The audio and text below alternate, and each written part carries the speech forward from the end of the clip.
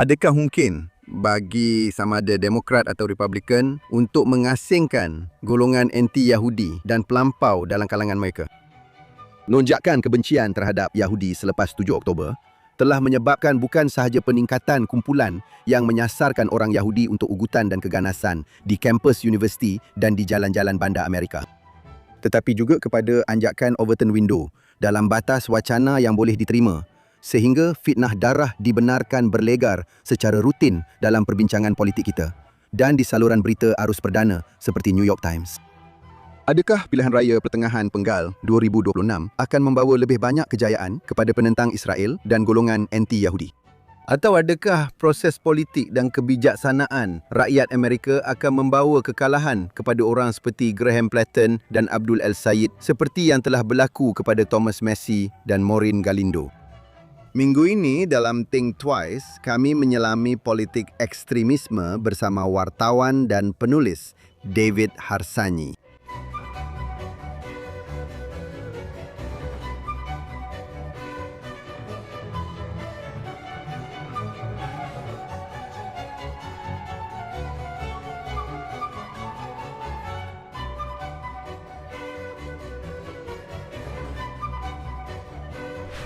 Hai dan selamat datang ke Think Twice. Kedua-dua Republikan dan Demokrat sedang berjuang untuk jiwa politik mereka pada tahun 2026, di mana keputusannya masih belum jelas. Kekalahan golongan ekstremis dan antisemit seperti Republikan Thomas Massie dan Demokrat Maureen Galindo dalam pemilihan awal di Kentucky dan Texas bulan lalu telah menimbulkan sedikit optimisme bahawa penormalan antisemitisme yang telah menjadi ciri biasa dalam politik dan kewartawanan Amerika sejak 7 Oktober mungkin sedang berkurangan. Dan ada kemungkinan besar bahawa individu seperti Graham Platter dan Abdul El-Sayed yang kejayaannya mungkin menunjukkan bahawa tiada had kepada keupayaan golongan ekstremis anti-Yahudi, anti-Israel dan anti-Amerika seperti ini untuk mendapat sokongan liberal arus perdana, akhirnya akan dikalahkan pada tahun 2026. Tetapi tidak dapat dinafikan bahawa kuasa di sebalik penularan teori konspirasi anti-Yahudi telah mendapat bukan sahaja tempat dalam kedua-dua parti, malah tidak dapat dihalau kembali ke kelompok ekstrem kiri dan kanan di mana mereka sepatutnya berada.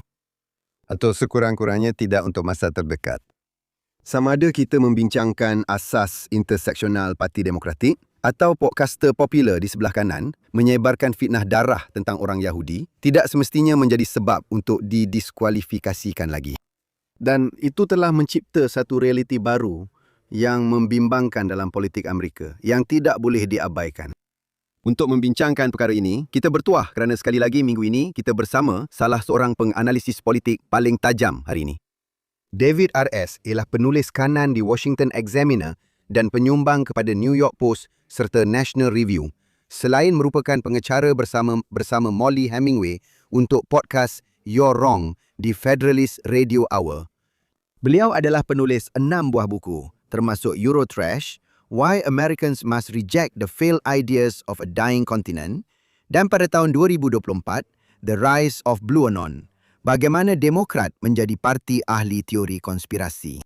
David Harsanyi, selamat kembali ke Think Twice. Terima kasih kerana menjemput saya hargainya. Baiklah, David, terima kasih banyak kerana meluangkan masa untuk bersama kami sekali lagi.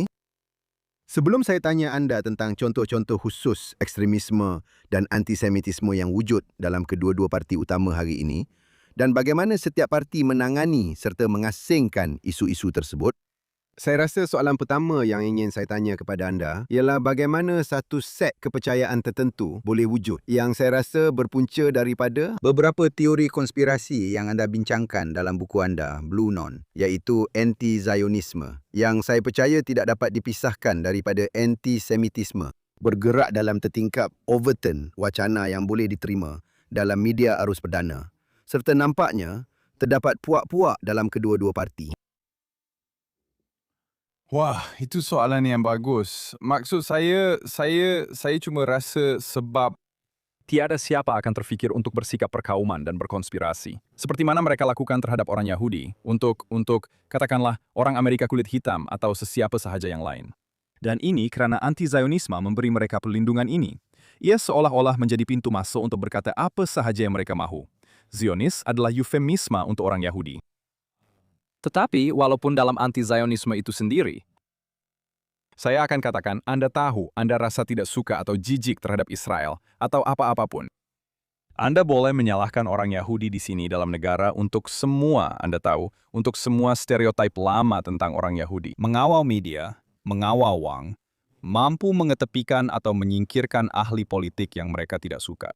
Jadi ia memang sudah sedia untuk kebencian seperti itu yang sentiasa wujud, saya rasa. Sudah tentu dalam kalangan golongan progresif terhadap orang Yahudi sendiri, tetapi juga dalam kalangan golongan isolasionis dan paleokonservatif, yang pada pendapat saya sangat hampir menjadi progresif itu sendiri. Maksud saya, sejujurnya, Tucker Carlson jauh lebih dekat dengan Hasan Piker daripada apa yang orang mungkin mahu akui. Sebenarnya saya akan katakan mereka agak sukar dibezakan, kecuali mungkin dalam beberapa isu budaya. Dan saya sendiri pun tidak pasti sama ada itu masih benar sekarang. Jadi ia memang sudah wujud sejak dulu, saya rasa. Itu jawaban saya sampai satu tahap. Cuma sekarang ia dibenarkan kerana kita telah menghapuskan stigma itu. Terima kasih kerana mendengar Think Twice.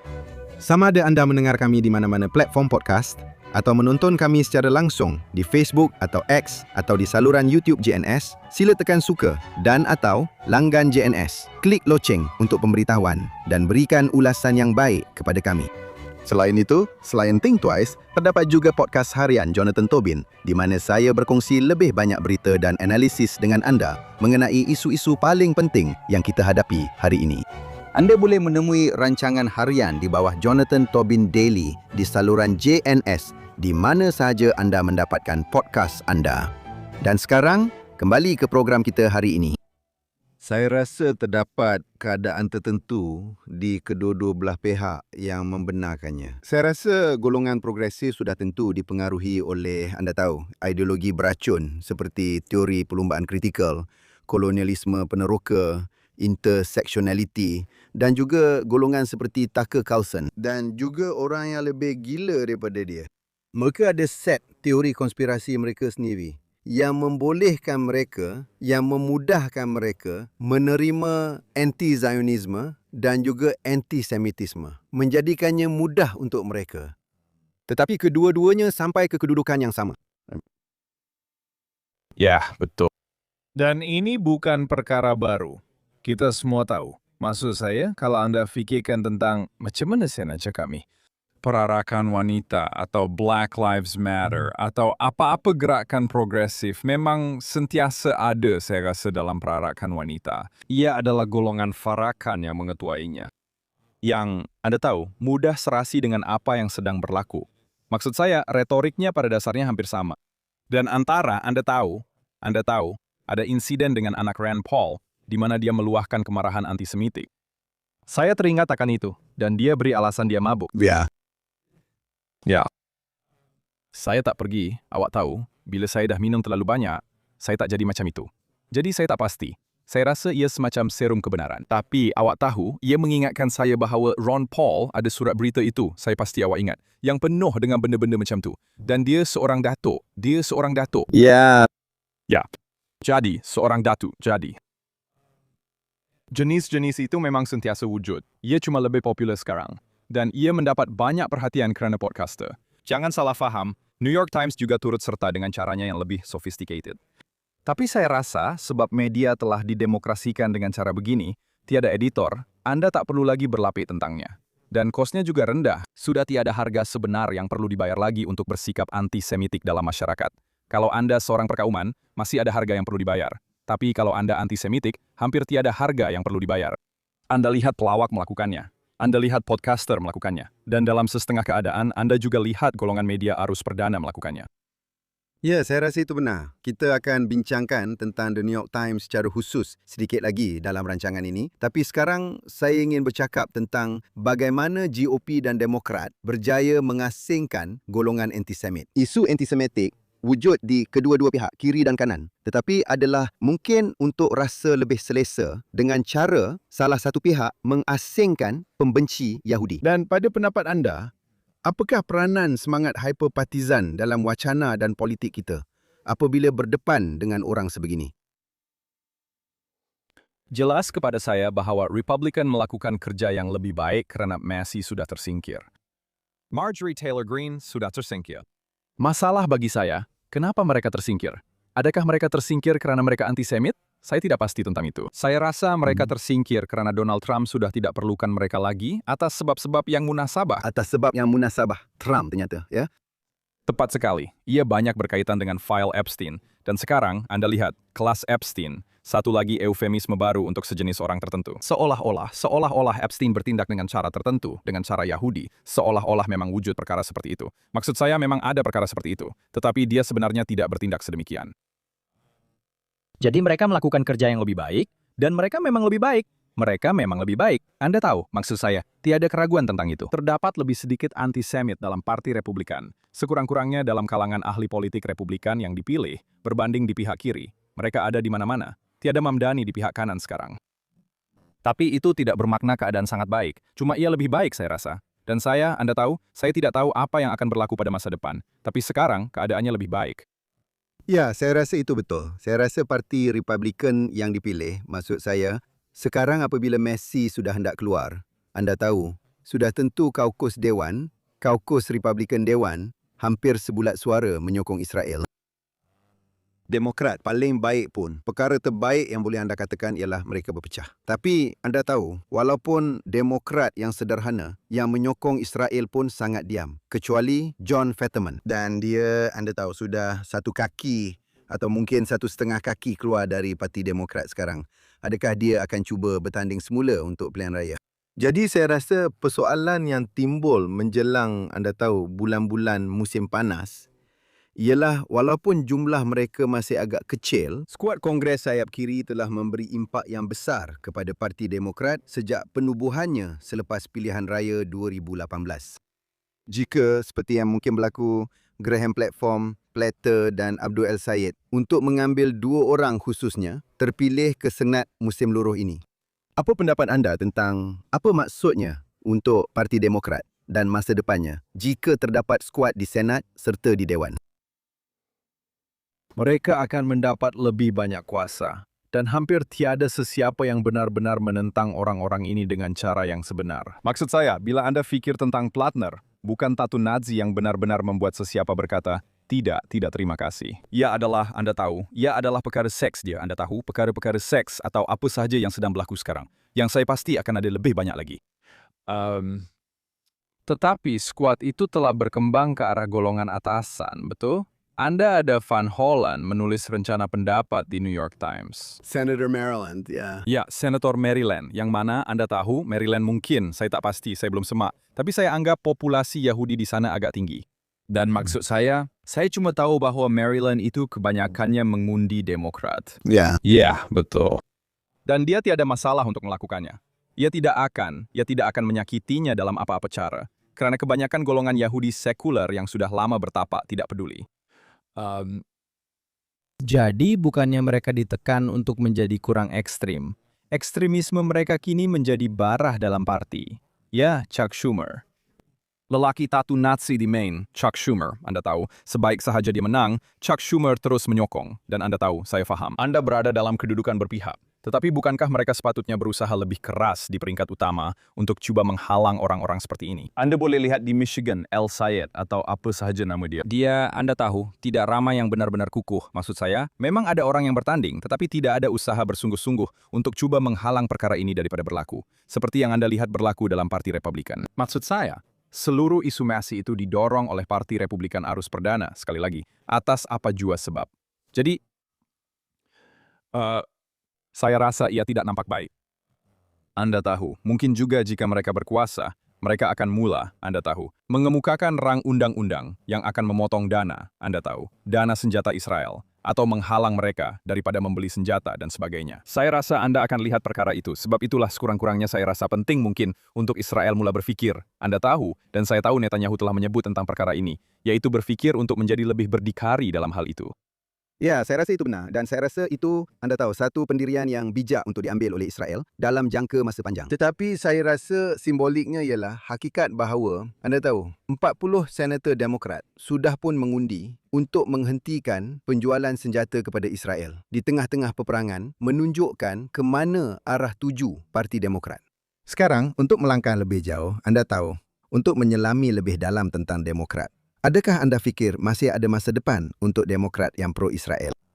Seseorang seperti Gubernur Pennsylvania, Josh Shapiro, salah seorang daripada ramai calon Presiden Demokrat yang berpotensi untuk 2028, bertindak seolah-olah beliau boleh mengendalikan permusuhan yang semakin meningkat terhadap Yahudi di Israel dalam partinya dengan mengatakan beliau membenci Netanyahu dan berharap itu sudah cukup untuk memuaskan golongan kiri tanpa memaksanya untuk menolak sebarang kasih sayang terhadap Israel yang sangat sukar untuk beliau kerana anda tahu beliau memang sangat rapat dengan komuniti Yahudi.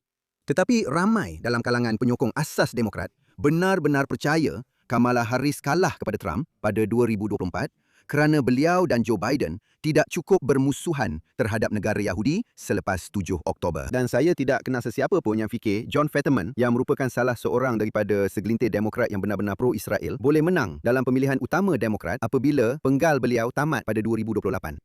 Adakah mungkin sesiapa akan dicalonkan oleh Demokrat pada 2028 pada pendapat anda yang tidak akan menuduh Israel secara palsu melakukan pembunuhan beramai-ramai atau secara terbuka bermusuhan dengannya atau sekurang-kurangnya menyokong anda tahu sekatan senjata? Tidak mungkin. Saya rasa mungkin mereka akan menggunakan nada yang lebih sederhana berbanding golongan aktivis. Tetapi pada saya, secara jujur, nampaknya sangat tidak mungkin. Dan saya mungkin silap, saya harap saya silap, bahwa mana-mana orang Yahudi pun boleh menjadi calon. Saya cuma rasa golongan aktivis tidak akan benarkan perkara itu berlaku. Malah bila dengar Shapiro bercakap, kadang-kadang saya tertanya-tanya apa akan jadi bila Netanyahu tiada nanti.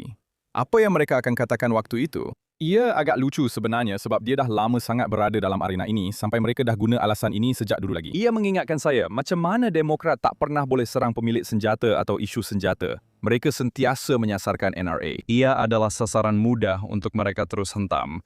Dan Netanyahu pula, mereka pura-pura lawan. Sedangkan sebenarnya kebanyakan perkara yang dia lakukan di Israel memang ada persetujuan ramai, betul tak? Cuma, adakah dia melakukannya dengan cekap? Adakah dia buat dengan betul? Nada dia betul ke? Betul ke cara dia? Tapi ya, memang dah tak ada golongan kiri tegar di Israel sekarang. Jadi, konsensus dalam kalangan kelas politik selari dengan pendirian Netanyahu. Jadi, apa yang mereka akan lakukan bila semua itu berakhir? Saya rasa pada masa itu mereka akan menerima anti-Zionisme secara umum, seperti dalam Parti Demokratik, dan ia tidak akan menjadi isu lagi. Awak pasti pernah nampak tinjauan itu, di mana mereka kata malah orang Yahudi muda pun mahukan sebuah negara dui nasional. Sekarang, saya tidak percaya mereka benar-benar faham apa maksudnya. Tapi, dan kredibiliti tinjauan itu, dari segi sampel yang ditanya juga boleh dipersoalkan. Tapi saya boleh nampak itu menjadi pendirian Parti Demokratik pada masa akan datang. Jadi, ya, saya lupa apa soalannya, tapi saya rasa kita tidak. Ia adalah Parti Demokratik, Tidak, ya jangan. Dan anda tahu, saya tidak fikir mana-mana Demokrat yang boleh dicalonkan pada 2028 yang anda tahu, bahkan sepro-Israel seperti Josh Shapiro yang anda tahu, seseorang yang saya kenal dengan sangat baik. Dia jiran saya, rakan sejemaat dan anak-anak kami pernah bersekolah di sekolah yang sama, dalam kelas yang sama untuk beberapa ketika. Saya masih ingat pada awal 2008 apabila dia cuba meyakinkan saya bahawa Barack Obama akan menjadi baik untuk Israel kerana dia telah melabur awal dalam Barack Obama ketika semua orang lain menyokong Hillary Clinton dan sebenarnya tidak mendapat apa-apa daripadanya. Tetapi akhirnya dia berjaya naik ke atas, tapi ya, dia berada dalam kedudukan yang menarik. Dan saya sebenarnya tidak begitu yakin dengan peluangnya untuk dipilih sebagai presiden. Tapi itulah dia. Dia nampak seperti seorang ahli politik yang berbakat. Dan jika Demokrat benar-benar serius, inilah jenis orang yang mereka akan calonkan. Maksud saya percaya dia menang pada tahun Trump menang. Atau sekurang-kurangnya dia menang di negeri yang Trump menang. Dan itulah jenis negeri yang Anda perlu menang untuk memenangi pilihan raya nasional. Tiada jalan lain. Anda mungkin perlu menang di Pennsylvania. Jadi ia nampak sangat pelik. Kebanyakan negeri lain tidak. Mereka sebenarnya tidak terbuka untuk dipertandingkan. Hanya ada beberapa sahaja yang begitu. Dan ini nampak seperti lelaki yang boleh menang di negeri-negeri itu. Mungkin, Anda tahu, mungkin dia boleh menang di Virginia. Mungkin juga. Dia boleh menang di Pennsylvania. dan kemudian Anda hanya satu negeri lagi untuk menang pilihan raya. Tapi sebaliknya, mereka akan berakhir dengan mencalonkan seseorang dari California atau orang lain yang, kalau nak cakap macam ni, ia hanya untuk kembali kepada satu. Soalan yang anda bangkitkan sebelum ini. Saya rasa Demokrat dan golongan progresif adalah anti-Israel. Saya rasa ramai antara mereka bersikap antisemitik dalam arti tertentu. Tetapi saya tidak pikir Gaza begitu penting bagi mereka, sehingga mereka akan menjadikannya faktor penentu undi mereka dalam memilih seorang ahli Kongres atau ahli politik di kebanyakan tempat. Mungkin di Michigan ia berbeza, apa-apapun, tetapi di tempat di mana itu adalah isu utama yang mereka ambil berat. Jadi, meletakkan itu di atas sekali dalam senarai isu yang Anda ambil berat, saya rasa itu satu kesilapan besar. Saya rasa rakyat Amerika tidak cukup tahu tentangnya, kebanyakannya, atau tidak cukup ambil peduli tentangnya, untuk menjadikan itu penentu undi mereka. Jadi memang pelik mereka jadikan ia isu utama. Dan mereka buat begitu dan ia ada kesannya kerana golongan progresif percaya begitu.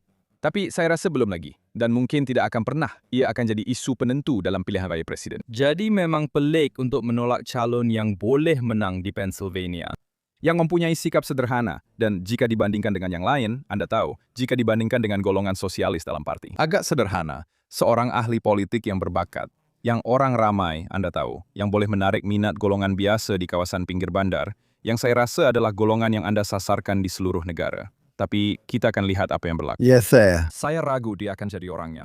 Ya, awak tahu sebenarnya dia memang menang. Dia menang jawatan Governor pada tahun 2022 di Pennsylvania dengan majoriti besar menewaskan calon Republican yang sangat teruk. Dia mungkin akan menang lagi dalam pilihan raya semula tahun ini dengan majoriti besar walaupun lawannya kali ini calon yang lebih baik. Tapi awak tahu, itulah persoalannya. Sudah tentu saya rasa kebanyakan Demokrat di seluruh negara tidak begitu peduli tentang Israel, rakyat Palestin dan Gaza. Tapi penyokong asas parti memang peduli. Penyokong asas yang intersectional memang peduli. Jadi saya rasa awak tahu, awak tahu. Terlalu awal untuk mula meneka tentang 2028, walaupun mungkin kita akan bincangkan sedikit tentang itu. Tapi saya rasa persoalan yang saya tertanya-tanya ialah, awak tahu, dalam parti Demokrat itu sendiri, dalam 3 kitaran pilihan raya yang lepas, pihak kepimpinan parti berjaya mengawal sayap Bernie Sanders. Seperti mereka dinafikan pada 2016 dan 2020. Dan mereka langsung tidak berpeluang, awak tahu, pada 2024. Adakah 2028, awak tahu, tahun di mana sayap Bernie Sanders dalam Parti Demokratik mendapat peluangnya? Jelas sekali, yang bijak, awak tahu, tindakan paling bijak untuk mereka adalah jangan pernah benarkan mereka. Awak tahu, kawal pencalonan presiden. Awak tahu, calonkan seseorang sama ada Josh Shapiro atau Governor, awak tahu, Governor Maryland. Bercakap tentang Maryland yang telah, awak tahu, dianggap jauh lebih munasabah. Tetapi, adakah itu akan berlaku lagi? Bolehkah ia berlaku lagi dalam parti yang telah banyak beralih ke kiri, di mana Graham Plattner, awak tahu, skandal seks diketepikan, masih merupakan calon senat yang berpotensi? Saya tidak tahu, tetapi saya tahu itu. Sayap itu mempunyai lebih banyak kuasa daripada sebelum ini, dan mempunyai lebih banyak pengaruh dalam parti berbanding sebelum ini. Dan boleh menjatuhkan calon, kadang-kadang jika mereka mahu, dalam pilihan raya tempatan dan pilihan raya senat. Jadi kuasa mereka akan diperluaskan. Saya masih tidak pasti sama ada parti kebangsaan boleh membenarkan seseorang seperti itu bertanding. Saya rasa ia lebih kepada, Anda tahu, seseorang yang boleh menyatukan kedua-dua pihak dengan cara tertentu. Mungkin Anda tahu, Gubernur California, mungkin, saya tidak pasti. Anda tahu, saya tak boleh fikirkan orang lain sekarang. Ya, saya rasa ada ramai orang yang anda tahu, kita tak tahu siapa yang akan muncul dan siapa yang betul-betul serius dan siapa yang tidak. Asya ada gaya itu. Yang seakan-akan ada gaya itu. Ya, maksud saya perkara sebenarnya, ada orang yang sedang berbisik kepada AOC sekarang. Awak patut bertanding jawatan presiden. Presiden, jangan fikir tentang senat. Jangan fikir untuk kembali ke dewan. Bertanding jawatan presiden. Siapa tahu? Saya tak rasa ia gila untuk fikir bahawa seseorang seperti dia boleh menang dalam pemilihan utama presiden kalau bukan pilihan raya umum. Saya rasa dia akan dihancurkan. Mungkin saya silap. Maksud saya, orang kata dia sangat berkarisma. Saya rasa dia agak kosong. Dan bukan itu saja. Idea-idea progresif masih belum popular di negara ini. Mungkin ia tak akan pernah, harapnya ia tak akan pernah populer. Itulah sebabnya mereka melapisi seluruh agenda mereka dengan kata-kata kiasan. Mereka coba mengelirukan Anda tentang apa sebenarnya perkara itu. Sosialisme masih belum populer. Kepalsuan budaya yang tertanam dalam parti itu tidak populer di kalangan kebanyakan orang. Itulah sebabnya Gavin Newsom ada ciri-ciri luaran seseorang yang nampak macam boleh jadi presiden, bukan? Tetapi dia masih ada sedikit kekurangan. Maksud saya, dia masih seorang kiri tegar. Tetapi AOC pula satu langkah lebih jauh, bukan? Maksud saya, dia seorang sosialis. Dan malah menggunakan istilah progresif pun agak menjengkelkan saya. Tapi saya buat juga sebab itulah cara kita bercakap di negara ini. Tapi kita sedang bercakap tentang golongan Marxis di sini. Dan saya rasa Marxisme tidak akan populer dalam kalangan golongan penderma. Dengan Anda tahu, mungkin ada beberapa, seperti golongan Soros. Tapi saya tak pasti sama ada mereka masih menjadi sayap dominan parti itu. Kita akan lihat nanti. Mungkin ia bergantung pada pilihan raya pertengahan penggal ini. Kalau Anda lihat Plattner bertahan dan kalah, Atau kalau Anda lihat beberapa calon ini yang progresif, yang sangat membela keganasan, yang Anda tahu menerima semua isu sosial kiri jauh ini, kalah dan menafikan mereka. Senat contohnya mungkin ada sedikit perubahan di situ. Tapi saya rasa kita kena tunggu dan lihat. Ya. Saya ingin beralih sekarang kepada pihak kita dalam spektrum politik dan bincang dengan lebih mendalam tentang peningkatan sentimen anti-Yahudi di pihak kanan. Nombor tinjauan menunjukkan bahawa golongan muda di pihak kanan mempunyai sikap negatif terhadap Israel, walaupun tidak seteruk di pihak kiri. Tetapi jelas sekali, bukan hanya Tucker Carlson atau malah Candace Owens yang lebih ekstrim yang berfikir ini adalah hala tuju masa depan. Saya tertanya-tanya sama ada kesediaan Megyn Kelly untuk berdiri bersama mereka dan membuat tuduhan konspirasi terhadap Israel secara sendiri dan terhadap orang Yahudi adalah petanda bahawa dia dan mungkin yang lain berfikir bahawa inilah masa depan pihak kanan. Apa pendapat anda tentang perkara itu? Saya tidak pasti sama ada dia. Saya rasa dia agak luar biasa kerana dia sanggup berkata apa sahaja demi mendapatkan perhatian. Saya tidak fikir dia seorang yang berprinsip atau seseorang yang benar-benar berfikir secara mendalam tentang semua ini. Mungkin tidak pernah membaca buku tentang Timur Tengah sepanjang hidupnya. Dan saya bukan kata dia bodoh. Saya tidak fikir dia mempunyai IQ yang rendah. Saya cuma rasa dia, Anda tahu, saya cuma rasa dia bukan seorang yang berprinsip dalam apa jua cara. Manakala Tucker, saya percaya memang benar-benar percaya atau Anda tahu, dan orang lain yang seumpamanya. Maksud saya, kita asik bercakap tentang bagaimana mereka dibayar oleh, Anda tahu, Qatar atau negara lain. Tapi itu sebenarnya tidak begitu penting dalam arti kata tertentu. Saya cuma, Anda boleh yakinkan diri Anda tentang apa sahaja, walaupun Anda dibayar. Dan apa yang penting bagi saya ialah apa yang Anda katakan, betul? Pada akhirnya, itulah yang paling penting. Jadi saya memang fikir mereka nampak ada penonton yang cukup ramai, sehingga menguntungkan untuk mereka bersikap begini, sama ada mereka percaya atau tidak. Ia tak boleh menembusi jiwa mereka. Tapi saya tak pasti sama ada penonton itu, Anda tahu. Saya tak pasti sama ada golongan muda tidak mengundi dalam jumlah yang besar. Saya tak kenal penonton itu. Saya rasa ramai daripada penonton itu. Anda tahu, saya pernah tulis tentang ini dalam buku saya mengenai teori konspirasi di pihak kiri. Tapi saya rasa ia juga benar untuk pihak kanan. Kita cuma bercakap tentang betapa rendahnya kos untuk menjadi antisemitik. Itulah satu-satunya tempat di mana Anda betul-betul boleh lawan golongan boomer dan kepercayaan mereka yang bodoh dan lapuk itu. Itulah satu-satunya masa Anda boleh tampil dan jadi provokatif. Dan Anda dapat rasa keterujaan sebenar. Terutamanya saya rasa lelaki muda mungkin betul-betul teruja bila dapat cakap benda yang sepatutnya mereka tak boleh cakap. Tapi Anda tahu, di mana tiada kos besar yang sebenar untuknya. Saya rasa ramai penonton nampak macam itu pada saya. Saya sebenarnya tak tahu berapa jumlahnya. Sangat sukar untuk tahu bagaimana penonton itu berfungsi. Adakah mereka orang asing? Berapa ramai antara mereka yang berada di Amerika Syarikat? Tapi apa yang saya tahu ialah jumlahnya cukup besar dan cukup untuk membuat saya risau tentang masa depan. Saya masih belum yakin. Ya, saya belum meyakinkan diri saya lagi bahwa ia adalah satu gerakan yang benar-benar kuat. Sudah pasti Anda akan lihat golongan muda mula menentang Israel sedikit. Tapi sekali lagi, saya rasa itu bukan isu utama bagi kebanyakan orang yang mengundi, sama ada muda atau tua. Saya tak nampak perkara itu begitu. Lagi. Anda tahu, memang tak dinafikan majoriti Republikan muda dan tua, tapi jelas lebih ramai dalam kalangan yang tua sangat menyokong Israel. Bila kita bercakap tentang evangelis atau anda tahu Republikan MAGA, atau sesiapa saja, tak kira bagaimana mereka menggelarkan diri mereka, Israel jauh lebih popular. Anti-antisemitisme lebih jarang berlaku di pihak kanan. Ya, anda tahu, hampir-hampir anda tahu, terhapus. Anda tahu, ia sebenarnya tidak begitu wujud dalam kalangan kelas pemerintah.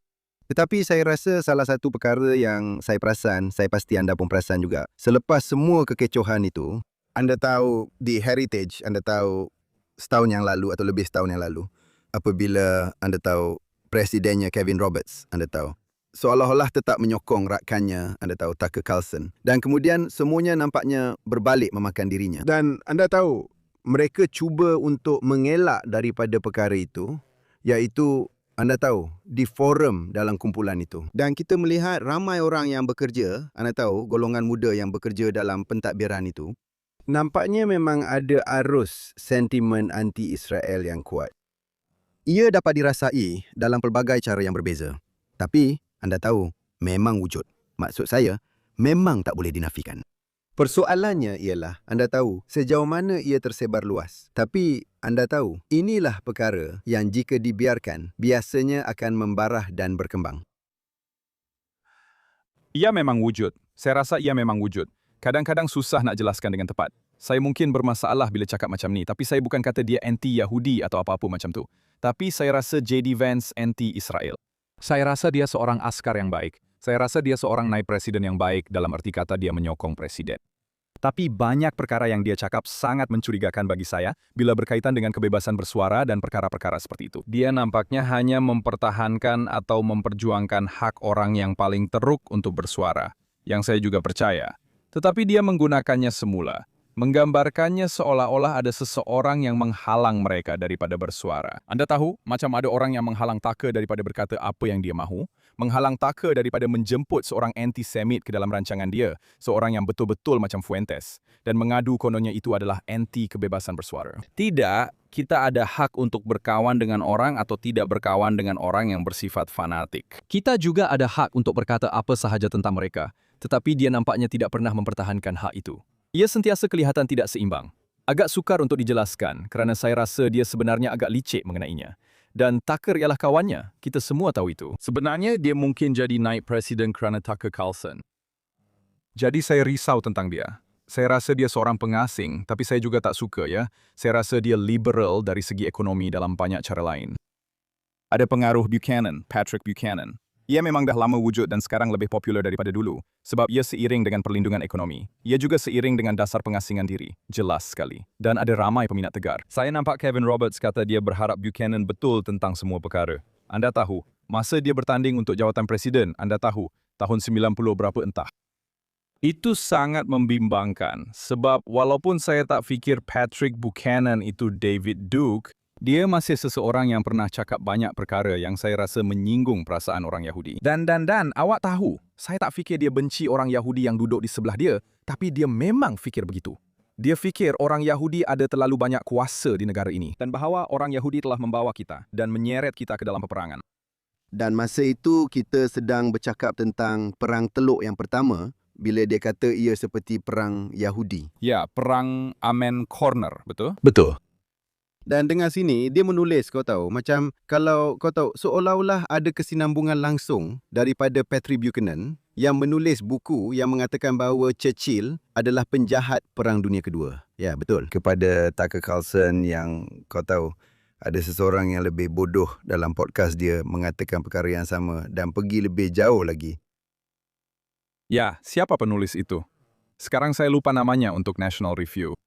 Joseph Sobran, ya. Joe Sobran, ya, itu adalah, kau tahu, salah satu detik hebat William Buckley. Apabila dia pada dasarnya, kau tahu, memisahkan Buchanan daripada Joe Sobran secara tegas. Dan kau tahu, Gerakan Konservatif Arus Perdana menulis sebuah buku ketika itu, berjudul In Search of Anti-Semitism. Telah melakukannya sebelum ini dengan John Birch Society pada tahun 1960-an, tetapi dia melakukannya sekali lagi pada awal 90-an. Tapi saya rasa masalah sekarang ialah semua orang tahu bahawa Bill Buckley, pengasas Gerakan Konservatif Politik Moden Amerika, memang berhak menjadi penjaga pintu. Hari ini di internet, menjadi penjaga pintu dianggap perkara yang buruk. Ia dianggap sebagai satu penghinaan. Menjadi penjaga pintu adalah apa yang membezakan kita daripada haiwan. Saya selalu beritahu orang tentang itu. Saya tak faham. Dan semua orang menjadi penjaga pintu. Jadi orang yang bercakap tentang penjaga pintu, mereka juga menjadi penjaga pintu dalam rancangan mereka. Mereka jemput orang yang mereka suka atau orang yang mereka tak suka ke laman mereka. Saya selalu berdebat dengan orang tentang perkara ini. Kita tak perlu. Saya terfikir tentang Piers Morgan, kan? Macam mana dia pura-pura dia sedang berdebat antara dua pihak ini, tapi dia angkat golongan yang paling ekstrim benci Yahudi dan letak mereka setaraf dengan orang yang benar-benar berfikir tentang isu ini dan berdebat dengan niat yang baik. Jadi idea bahawa anda perlu angkat orang yang paling teruk dan letak mereka berdepan dengan seseorang yang sah dan anda tahu, orang akan kata, siapa anda untuk tentukan siapa yang sah? Kita ada budi bicara dan kita yang tentukan perkara-perkara ini. Sebab itulah kita baca buku atau fikir tentang isu-isu atau berdebat. Dan dengan mengangkat mereka, sama seperti Tucker mengangkat Fuentes, tujuannya adalah untuk menjadikan dia arus perdana, memberi dia tempat di meja dan perdebatan yang sah di negara ini. Itulah tujuan perdebatan itu. Dan orang ramai mengejek saya kerana kononnya saya tak boleh bercakap tentang perkara ini. Ya, awak boleh jika awak mencabar mereka dan kegilaan mereka, tapi kalau awak hanya biarkan mereka di situ dan biarkan mereka meluahkan segala karut mereka, atau awak tak bangkitkan perkara paling teruk yang pernah mereka katakan, atau awak tahu pendirian sebenar mereka, maka awak hanya menutup-nutupi pendirian mereka. Apapun, awak sedang mencuba. Jadi saya rasa kawalan pintu masuk itu penting dan kita memang ada sedikit struktur. Dulu ada surat kabar, awak tahu, yang melalui editor-editor. Mungkin mereka berat sebelah, mungkin tidak, tapi mereka memberi awak maklum balas. Mereka memikirkannya. Sekarang, awak dah tak ada itu lagi. Sebenarnya, awak digalakkan, terutamanya dalam dunia podcast, malah dalam talian, dimonetkan dan digalakkan untuk menjemput orang paling teruk untuk berkata perkara paling gila dan paling penuh kebencian. Kerana ada duit di situ. Infrastruktur seperti Twitter atau X, maksud saya, memang teruk bila berkaitan dengan isu antisemitisme sekurang-kurangnya. Ia memang, awak tahu, menggalakkannya. Saya rasa lebih daripada apa yang mungkin berlaku jika tidak begitu. Itulah, ya, salahkanlah Al Gore yang mencipta internet. Tapi awak tahu, tapi. Ya, maksud saya, itu memang benar.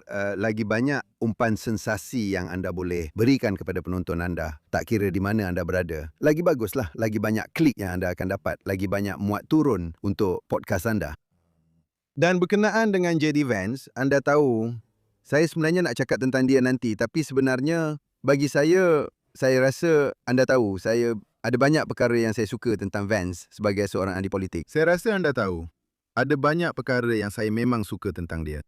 Tapi kalau anda bersikap neutral, anda tahu, tentang sikap anti-Yahudi Tucker Carlson, itulah pendirian terbuka yang dia ambil semasa dia pergi ke Turning Point USA. Anda tahu, pada Disember tahun lepas, anda tahu, ketika Ben Shapiro dan Tucker saling berdebat di acara itu, dan dia macam, saya tak akan pilih antara dua, anda tahu, antara dua pihak ini. Kenapa itu tak boleh jadi sebab untuk tak layak? Sudah tentu kami mahu anda pilih pihak dalam perkara macam itu. Anda tahu, ini soal betul dan salah. Dan kalau anda rasa tak ada beza, anda tahu, ini isu betul dan salah. Maka anda tak patut dipercayai untuk buat sebarang keputusan. Dia tak malu untuk ambil pendirian tentang pelbagai isu yang anda tahu, termasuk kebebasan bersuara di Eropah, betul? Atau apa-apa saja atau isu moral. Dia tiada masalah untuk ambil pendirian. Tapi dalam isu ini, dia sangat berhati-hati. Jadi saya tiada apa-apa masalah pribadi terhadap J.D. Vance. Dia nampak seperti seorang lelaki keluarga yang biasa, dan seorang yang bijak dan sebagainya. Saya rasa ramai golongan populis di sebelah kanan terlalu anggap tinggi tentang sejauh mana orang di luar kelompok mereka, sejauh mana dia akan menarik minat orang di luar kelompok mereka. Saya tak pasti tentang dia, mungkin saya silap. Saya bukan meneka siapa yang akan jadi presiden. Dia mungkin naik presiden, dia mungkin akan jadi presiden seterusnya jika dia bertanding menentang AOC atau calon seumpamanya, atau kalau dia dapat pencalonan. Saya rasa orang ramai terlalu anggap dia akan jadi sangat populer, dan dasar-dasar dia juga akan populer, serta berapa banyak karisma pribadi yang dia ada. Dan Anda tahu, susah untuk saya menilai perkara itu. Kadang-kadang saya tersilap tentang perkara karisma itu. Saya tak sangka Donald Trump akan menang pada tahun 2016. Tapi awak bukanlah satu-satunya yang tak fikir begitu. Jadi saya dah berhenti buat ramalan, tapi saya percaya mereka sedikit terlebih anggar daya tarikan dia.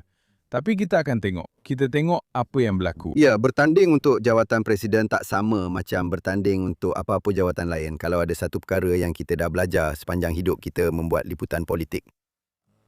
Orang yang anda tahu nampak hebat masa bertanding untuk jawatan negeri atau jadi calon nombor 2, bila mereka kena berdiri sendiri di pentas nasional, ceritanya sangat berbeza. Jadi Giuliani, Fred Thompson, Giuliani, ingat tak Scott Walker? Scott Walker, ya. Ya. Ia cerita yang berbeza sama sekali. Dan Anda tahu, on DeSantis, dia belum. Ya, betul.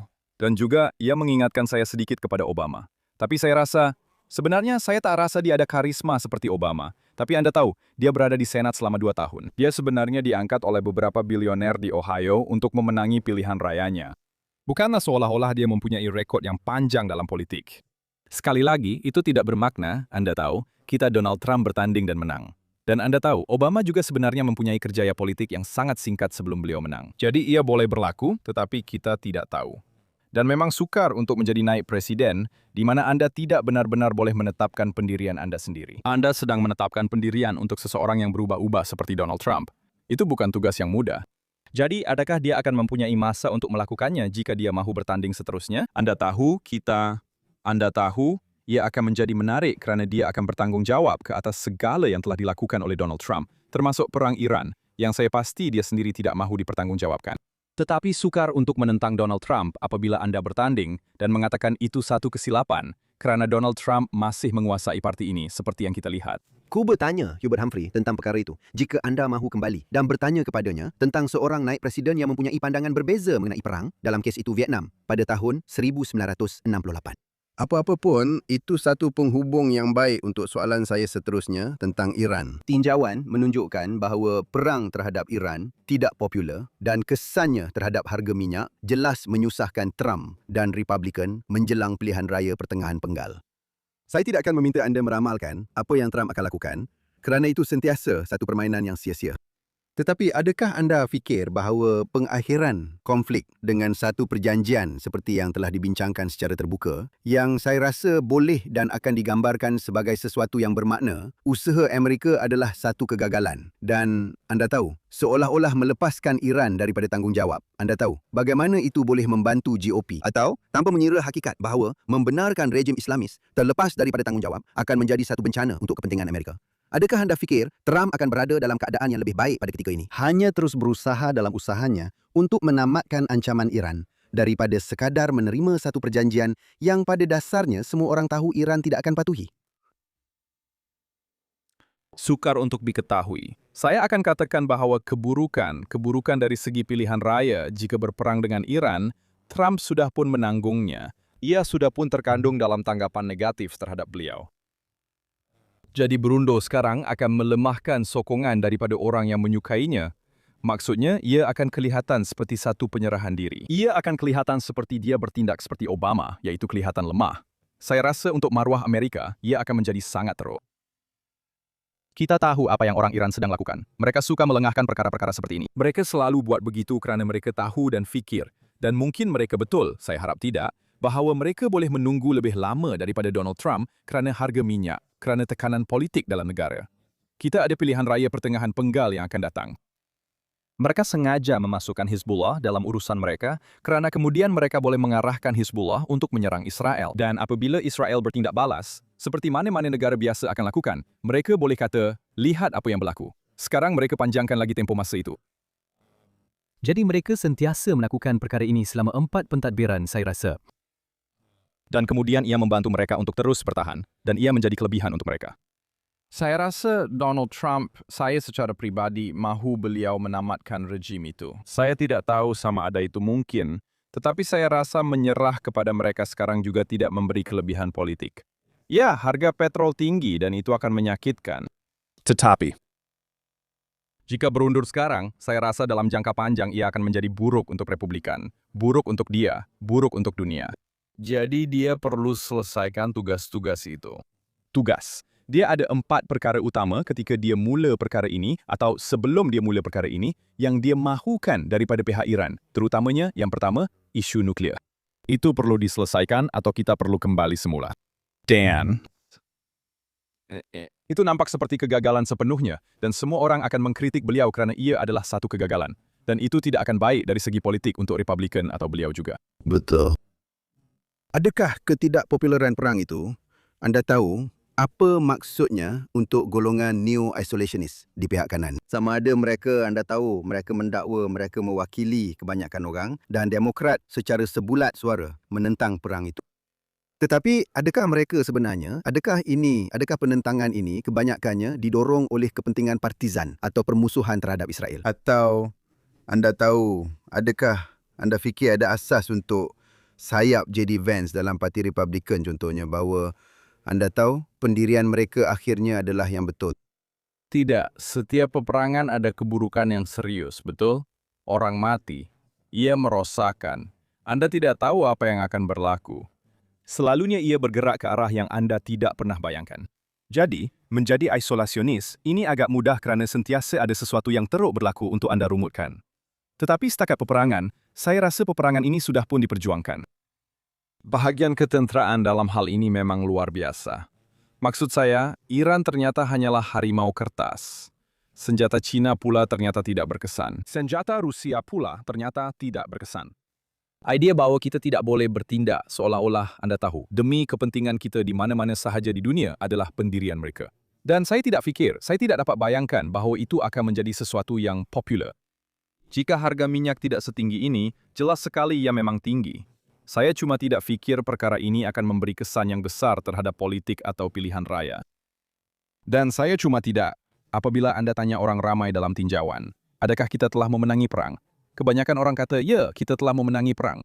Mereka hanya menentang penglibatan kita kerana Iraq, kerana harga minyak, dan juga kerana mereka tidak suka Donald Trump. Saya rasa banyak daripadanya. Kalau ini Joe Biden yang lakukan, saya tak boleh. Saya rasa ia akan jadi lebih popular kerana ramai Republikan akan setuju dengannya. Dan sebahagian Demokrat juga akan setuju dengannya.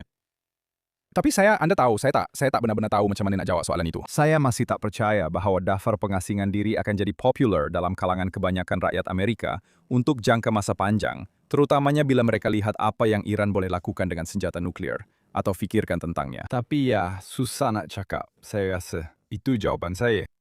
Saya nak tanya satu soalan lagi tentang Vance yang kalau anda percaya, anda tahu pada tinjauan awal masih calon utama untuk menggantikan Trump.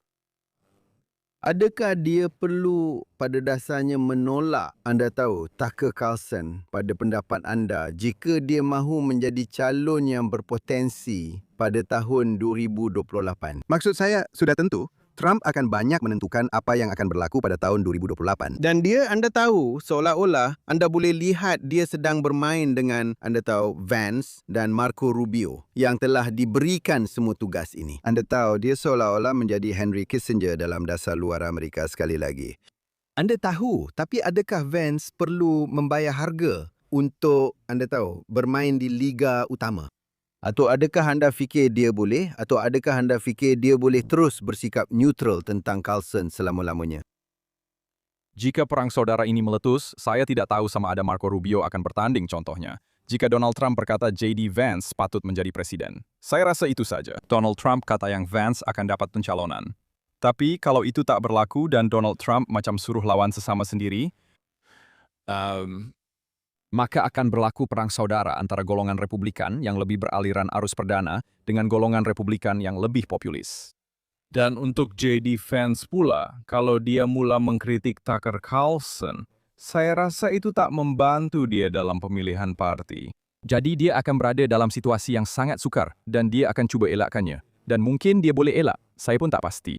Tapi kalau dia hanya diberikan kursi itu oleh Donald Trump, saya rasa dia tak perlu buat begitu. Betul. Jadi, maksud saya, ini baru saja berlaku. Awak tahu, ia memang susah. Seperti yang kita cakap, memang susah jadi naik presiden. Jadi, awak sebenarnya tak buat banyak pun, betul? Marco Rubio memang buat banyak perkara. Marco Rubio terlibat dalam hampir setiap isu utama. Memang banyak isu dasar luar, sudah tentu. Tapi dia sentiasa kelihatan tampil berhujah. Hujah moral yang sangat jelas. Bukan semua yang dia katakan itu sempurna, tapi dia jauh lebih mengagumkan. Dan mungkin itu hanya disebabkan oleh J.D. Vance yang tidak dapat, Anda tahu, tidak diberikan tugas di mana dia boleh membuat hujah-hujah tersebut. Tapi jelas ada sedikit momentum untuk dia. Kita masih di peringkat awal. Jadi harapan saya lebih suka Marco Rubio berbanding J.D. Vance, sudah tentu. Tapi semuanya bergantung kepada apa yang Donald Trump mau. Dan kalau ingat filem apa itu, di mana dia lemparkan kayu biliar dan kata, lawanlah. Dia patahkan kayu itu dan suruh mereka lawan. Kalau itu berlaku, saya rasa Anda akan lihat semacam perang saudara kecil, dan ia boleh jadi agak teruk dalam Parti Republikan. Ya. Mari kita kembali kepada pihak kiri sekejap. Dan anda tahu, nampaknya memang kalau anda ikut apa yang berlaku di pihak kiri, seperti ada kebangkitan semula sosialisme, mungkin juga komunisme, populariti Zora Mamdani, anda tahu, walaupun hakikatnya dasar-dasar yang dicadangkannya itu sangat tidak masuk akal. Tetapi ia sebenarnya menyumbang kepada arus pendapat sebenar di pihak kiri, bukan sekadar golongan fanatik yang bersorak atas pembunuhan seorang eksekutif penjagaan kesihatan. Tetapi nampaknya ada sedikit kebangkitan semula perkara itu. Jadi saya rasa soalan saya ialah, adakah Zora Mamdani dan fenomenanya itu hanya berlaku sekali sahaja di kawasan biru pekat seperti New York? Atau adakah kita akan melihat lebih banyak perkara seperti ini? Adakah golongan Marxis, maksud saya, awak sudah pun beritahu saya, dan saya juga bersetuju dengan awak. Saya tak rasa rakyat Amerika akan menerima Marxisme. Tapi Parti Demokratik mungkin akan menerimanya. Sekarang ini ramai ahli sosialis demokratik yang menang dalam pilihan raya utama. Jadi apa maksudnya tentang kedudukan kita sekarang? Maksud saya, jelas ramai orang tidak tahu tentang komunisme dan tidak tahu tentang Marxisme. Mereka tidak tahu sejarah abad ke-20 atau mana-mana sejarah lain. Tapi patutkah kita menolaknya begitu cepat? Dengan begitu mudah? Atau adakah kita akan berdepan satu lagi pertarungan tentang pasaran bebas dan kebebasan secara umum? Tidak, saya tidak akan menolaknya. Saya rasa di kawasan bandar, kita dapat lihat ramai sosialis bertanding dan memenangi kerusi Majlis Bandaraya, Jawatan Datuk Bandar, dan jawatan lain. Ramai anak muda tertarik pada sosialisme, seperti biasa, karena ia adalah idea yang idealistik dan revolusioner. Sangat mudah difahami dari segi moral. Kita mahu segala-galanya adil. Kita mahu semua orang mendapat peluang, semua itu. Sedangkan kapitalisme dan idea pasaran bebas jauh lebih abstrak dan sukar untuk dijual. Ia memang sentiasa begitu, Anda tahu. Saya sebenarnya nak tulis satu kolom hari ini tentang mempertahankan syarikat farmaseutikal besar. Anda tahu, tiada anak muda yang nak dengar perkara itu. Tapi itulah kebenarannya, dan memang susah nak yakinkan orang. Jadi saya ambil perkara ini dengan sangat serius. Maksud saya, Anda tahu, dan jenis radikalisme seperti itu akan jadi semakin populer. Jadi fikirkan tentang Demokrat yang mahu musnahkan Mahkamah Agung. Mereka mahu musnahkan College Elektoral. Mereka sedang menjadikan demokrasi jauh lebih langsung, yang mana saya rasa membuka jalan untuk gerakan yang lebih bersifat sosialistik. Jadi, Saya rasa ini adalah masalah yang serius. Dan saya tidak pasti apa yang Anda boleh lakukan mengenainya. Bila Anda ada Mamdani contohnya, di mana Anda berada di sebuah bandar dengan ramai kapitalis, ramai orang Yahudi, betul? Saya membesar di sana dan dia masih menang. Itu sesuatu yang patut difikirkan. Ini adalah pusat dunia dalam banyak cara. Dan dia, Anda tahu, dia menang. Jadi, dan orang suka dia. Jadi saya ambil perkara ini dengan sangat serius ya, dan saya rasa ia adalah masalah terutamanya dengan golongan muda. Jadi mungkin bila mereka dah tua nanti dan mereka kena bayar cukai serta ada perniagaan sendiri dan hidup makin maju, mereka akan ubah fikiran, walaupun itu tak selalu berlaku. Saya rasa orang percaya bila kita semakin tua, kita jadi lebih konservatif. Tapi sebenarnya itu tak selalunya betul. Saya rasa ramai orang masih berpegang pada politik zaman muda mereka dalam banyak cara, tapi kita tengoklah nanti. Sebenarnya kalau ada satu perkara yang saya rasa saya pelajari dalam bidang kewartawanan ialah orang akan percaya apa saja yang mereka mahu percaya. Dan kalau ada apa-apa pun, anda tahu, macam gelombang sokongan untuk Mamdani nampaknya datang daripada golongan elit berkelulusan yang sedang gagal. Anda tahu, semua anak muda yang mempunyai ijazah mahal ini dan sekarang, kehidupan mereka taklah begitu baik. Mereka tak boleh, anda tahu, tinggal di Manhattan seperti yang mereka inginkan. Jadi benda percuma kedengaran menarik bagi mereka. Sama seperti yang selalu menarik bagi golongan yang sangat miskin. Dan itu betul. Saya rasa banyak undinya datang dari kawasan di Brooklyn, Queens, dan Manhattan. Yang terdiri daripada golongan tertentu, Anda tahu, lapisan masyarakat tertentu. Sedangkan bertahun-tahun dahulu ketika Giuliani menang, undinya datang dari Staten Island dan Queens, serta kawasan kelas pekerja di Brooklyn, di mana populasi itu sebenarnya sudah tidak wujud seperti dahulu. Jadi, ya. Ini adalah New York yang berbeza. New York yang memilih Rudy Giuliani, Anda tahu, sudah lama berlalu. Ya, Dan itu juga berlaku di banyak bandar, kerana ia sebenarnya untuk golongan kaya dan miskin. Dan kemudian Anda ada dinamik ini yang orang tak suka bincangkan, tapi Anda tahu, Pakatan Merah Hijau. Anda tahu ada ramai orang yang pada dasarnya Islamis atau yang membela Islamisme yang sangat terlibat dalam perkara itu. Di sekolah dan akademik, tetapi juga dalam komuniti-komuniti tersebut. Seperti yang saya katakan, saya tidak pikir ia adalah isu paling penting untuk kebanyakan orang, tetapi ia sangat penting untuk golongan minoriti itu. Dan itu juga membenarkan lebih banyak antisemitisme kerana golongan kiri progresif merasakan bahawa inilah mangsa, Anda tahu. Kelas mangsa, Anda tahu, mereka hanya bersatu. Anda boleh lihat mereka di koperasi di Park Slope dengan kefieh mereka, Anda tahu, dan rambut merah. Macam, ia tak masuk akal bagi ramai orang. Tapi ia masuk akal bagi saya sebab ia dah jadi macam tu sejak tahun 70-an bila PLO dan komunis Jerman, Anda tahu, terlibat dalam tindakan keganasan bersama-sama. Saya bukan kata orang-orang itu sama sepenuhnya, tapi ia adalah pakatan yang sama antara dua kuasa itu. Dan itu juga berlaku di kawasan bandar, dan itu berbahaya. Dan sebab itulah Anda ada ramai calon, seorang calon yang takkan pergi ke perarakan Hari Israel, tapi akan, Anda tahu, menerima setiap jenis idea radikal yang wujud. Jadi mereka hanya sosialis demokratik selagi mereka perlu. Dan kemudian mereka jadi komunis biasa saja. Dan saya rasa orang patut risau tentang perkara itu. Tapi mereka tak peduli tentang sejarah. Saya sendiri tak tahu macam mana nak betulkan perkara itu. Saya tak rasa mereka tak tahu. Saya rasa mereka memang tak peduli dan mereka tak percaya yang ia sama. Dan mereka nak cuba lagi sekali. Dan inilah akan jadi perjuangan anak-anak kita dan cucu-cucu kita dan seterusnya sebab ia sentiasa muncul semula. Ya. Saya nak beralih kepada, Anda tahu, topik lain untuk sampai ke perkara terakhir yang saya nak bincangkan, iaitu kewartawanan dan apa yang telah berlaku kepadanya pada zaman kita. Di mana anda tahu, kita ada satu golongan wartawan muda, terutamanya dalam media arus perdana, yang fikir aktivisme itu adalah kewartawanan. Mereka telah didoktrinkan dengan, anda tahu, segala teori woke dan anda tahu, sebenarnya tidak berminat pun secara prinsip untuk mencari kebenaran yang objektif. Mereka hanya mahu, anda tahu, menyampaikan apa yang mereka mahu katakan dan mereka didorong oleh, anda tahu, ideologi politik. Dan tiada contoh yang lebih baik daripada New York Times. Dan ia telah sampai ke tahap di mana Times sanggup menerbitkan apa yang saya istilahkan dan ramai orang lain juga sebagai fitnah darah terhadap Israel. Ia bukan lagi sekadar liputan berat sebelah terhadap Israel. Anda tahu, mereka kini menerbitkan cerita-cerita, anda tahu, satu cerita, maksud saya, kolom Nicholas Kristof. Kolom sepanjang 3,000 patah perkataan, antara lain, mendakwa bahawa orang Israel melatih anjing untuk merogol rakyat Palestin, yang mana adalah tidak masuk akal dan, anda tahu, tidak disahkan kecuali oleh, anda tahu, sumber Hamas. Namun mereka tetap mempertahankannya. Dan saya rasa satu perkara, anda tahu, saya rasa ia berbaloi untuk kita selidiki perkara itu. Tapi saya rasa salah satu perkara yang menarik perhatian saya tentang kontroversi itu ialah, walaupun ia menjadi isu besar dalam kalangan orang yang mengambil berat tentang Israel, sama ada dari satu pihak atau pihak lain, tetapi saya tidak pasti ia benar-benar tersebar luas. Anda tahu, ia tidak menjadi isu besar di luar lingkungan itu.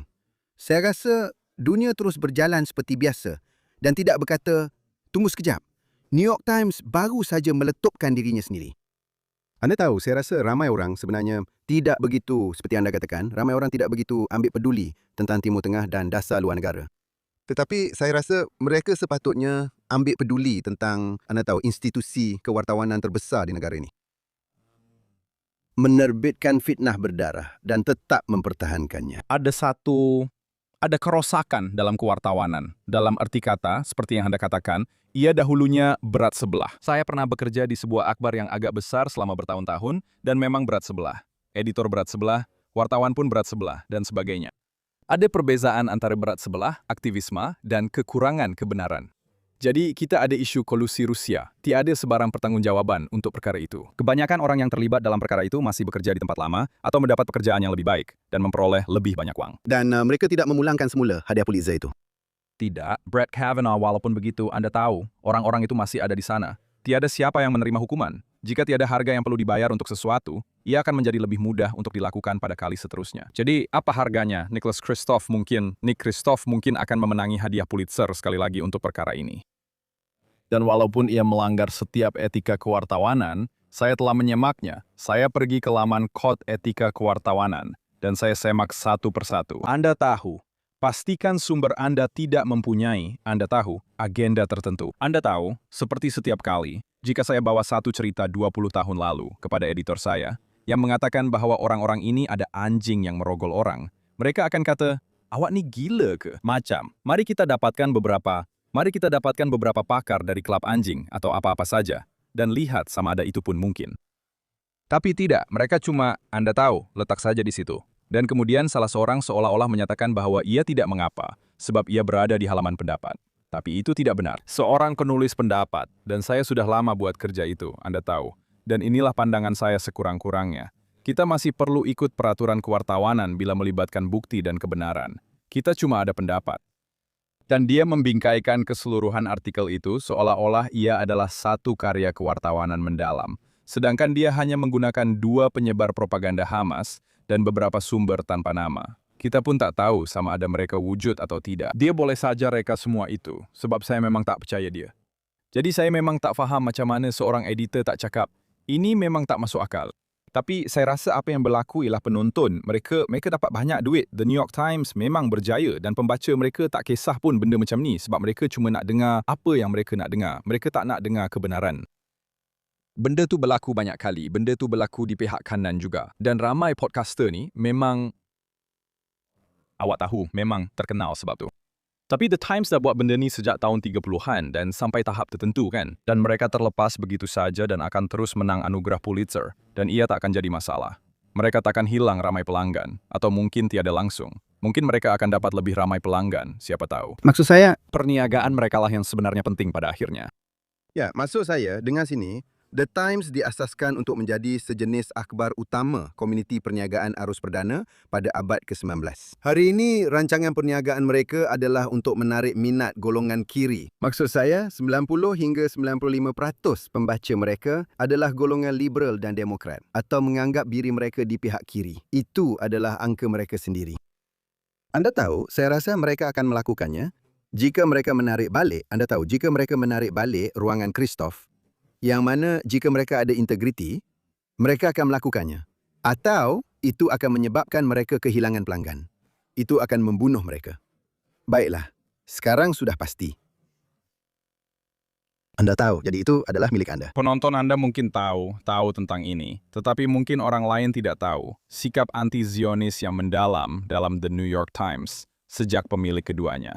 Dan keluarga yang memilikinya sentiasa bersikap anti-Israel, anti-Zionis, memandang rendah kepada, Anda tahu, orang Yahudi Eropah Timur yang datang beramai-ramai ke negara ini. Saya tahu bahwa editor hari ini tidak memikirkan tentang itu, tetapi ada tradisi. Ia adalah satu kesinambungan. Ya, Dia sebenarnya sudah beberapa generasi jauh daripada identiti seorang Yahudi yang berasimilasi. Jadi Anda tahu, mereka bukan seperti itu sekarang. Tetapi itu memang cara pemikiran mereka.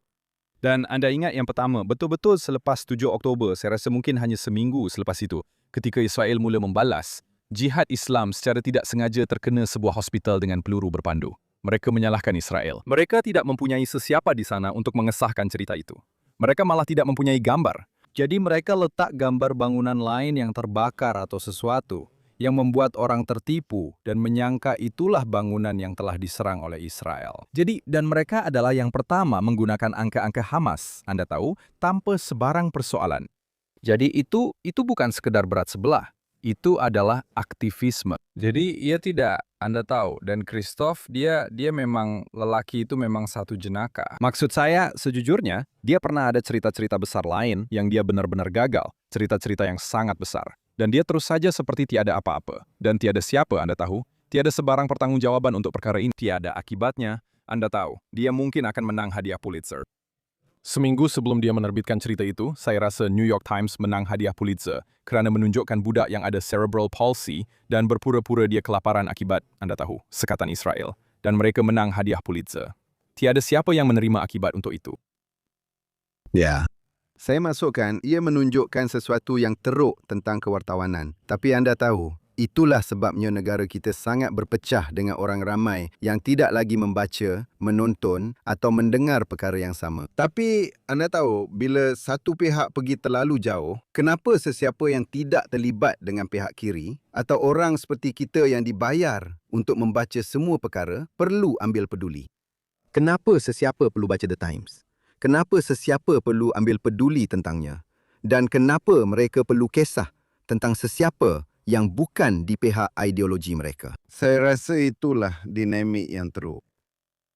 Ia satu tragedi kerana kualiti akhbar itu sebenarnya sangat tinggi. Contohnya lihat bahagian seni mereka, atau mereka mempunyai capaian untuk membuat liputan antarabangsa yang sangat sedikit akhbar lain mampu lakukan. Dan sebaliknya, mereka memusnahkan reputasi mereka sendiri. Saya salahkan media arus perdana kerana kelas podcaster menjadi popular kerana tiada ada kekosongan kepercayaan. Tiada siapa lagi yang mempercayai media. Apa saja yang mereka katakan, sebenarnya saya pun tidak. Jika saya baca cerita dari Time, dulu saya baca di antara baris-barisnya. Awak tahu macam mana kita buat dulu? Dan awak akan rasa mereka berat sebelah. Tapi awak masih boleh dapatkan kebenaran. Tahu, dengan cuba mentafsir apa yang mereka katakan. Sekarang saya pun tak pasti sama ada apa-apa yang mereka katakan itu benar. Dan saya buat kerja ini sebagai kerjaya saya. Saya boleh bayangkan ada orang di luar sana di dunia ini yang tidak mempercayai mereka. Jadi orang itu akan pergi mencari saluran lain. Dan dia akan cari saluran yang sentiasa memberitahu apa yang dia mahu dengar atau lebih menarik untuk didengar. Kerana mereka cenderung kepada teori konspirasi atau apa-apa sahaja. Jadi ini adalah masalah besar dalam masyarakat. Kerana kita memang perlukan maklumat yang boleh dipercayai. Saya tidak percaya kepada New York Times. Saya tidak percaya kepada Washington Post. Saya tidak percaya kepada CNN. Saya tidak tahu siapa yang boleh dipercayai. AP, Reuters. Sebenarnya, tiada siapa yang boleh dipercayai. Dan itu adalah satu masalah besar. Baiklah, dengan nada yang kurang menggembirakan itu, terima kasih banyak kerana bersama kami, David, di mana penonton dan pendengar kami boleh mengikuti hasil kerja anda. Di Washington Examiner, saya ada di sana, David Harsanyi. David, Harsanyi di X, jika Anda ingin melihat saya membebel dan meluahkan pendapat tentang pelbagai perkara. Baiklah, bagus. Mereka patut lakukannya. Dan bacalah tulisan David. Kami juga ingin mengucapkan terima kasih kepada penonton kami. Sila ingat untuk mengikuti Jonathan Tobin edisi harian setiap hari yang anda boleh dengar di mana-mana sahaja anda mendapatkan podcast anda. Dan sama ada anda mendengar kami di salah satu platform tersebut, atau menonton kami di sana, atau menonton kami secara langsung di Facebook atau X, atau di JNS TV, sila tekan suka dan atau langgan JNS. Klik pada loceng untuk pemberitahuan dan berikan ulasan yang baik kepada kami. Sila tulis kepada kami di Think Twice di jns.org dan beritahu kami di mana anda menonton atau mendengar rancangan ini serta apa pendapat anda tentangnya. Dan ingat, teruskan membaca dan berfikir untuk diri sendiri. Kami akan jumpa anda lagi minggu hadapan.